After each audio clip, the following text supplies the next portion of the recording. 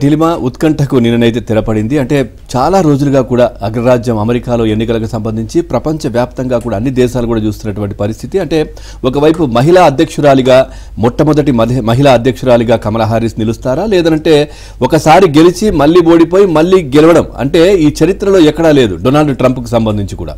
So ఇవన్నీ రికార్డులు కూడా అక్కడ పటాపంచలు చేస్తూ డొనాల్డ్ ట్రంప్ మళ్ళీ అధికారాన్ని చేపట్టడం. సో ఎట్లా ఉంటుంది, ఇండియాకి తర్వాత అమెరికాకి ఏ విధమైనటువంటి మైత్రి కొనసాగుతుంది, ఇవన్నీ కూడా చర్చ జరుగుతున్న పరిస్థితులు. చూద్దాం. రిపబ్లికన్ పార్టీ అభ్యర్థి డొనాల్డ్ ట్రంప్ మరోసారి అమెరికా అధ్యక్షుడిగా ఎన్నికారు. ట్రంప్ అమెరికా ఫస్ట్ విధానాన్ని గట్టిగా సమర్థిస్తున్నారు.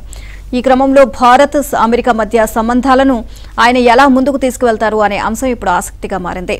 భారత ప్రధాని నరేంద్ర మోదీతో ట్రంప్కు మంచి సాన్నిహిత్యమే ఉంది. గతంలో హౌడీ మోదీ, నమస్తే ట్రంప్ వంటి హై ప్రొఫైల్ కార్యక్రమాల్లో ఇరువురు నేతలు తమ స్నేహాన్ని చాటుకున్నారు. అయితే ట్రంప్ మాత్రం భారత వాణిజ్య విధానాలను టారిఫ్ కింగ్ గా అభివర్ణిస్తూ విమర్శలు గుప్పించారు. ఈ నేపథ్యంలో ఆయన రెండో దఫా పాలన భారత్కు కొత్త సవాళ్లను, అవకాశాలను తెచ్చిపెడుతుంది అని విశ్లేషకులు భావిస్తున్నారు.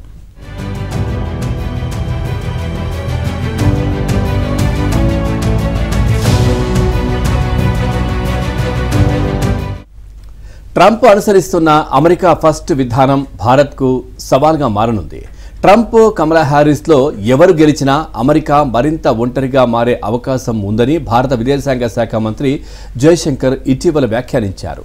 ఇది ఇరు దేశాల వాణిజ్యంపై ప్రభావం చూపనుంది. తాను అధికారంలోకి వస్తే తమ దేశ ఉత్పత్తులపై అధిక సుంకాలు విధిస్తున్న దేశాలపై తిరిగి పన్ను విధిస్తానని గతంలో ట్రంప్ వ్యాఖ్యానించారు.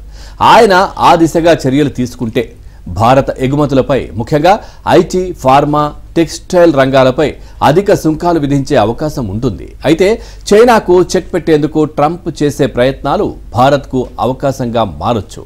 ఇక అమెరికా వ్యాపారాల్లో చైనాను దూరం పెడితే దానికి భారత్ ప్రత్యామ్నాయ కేంద్రంగా మారగలదు.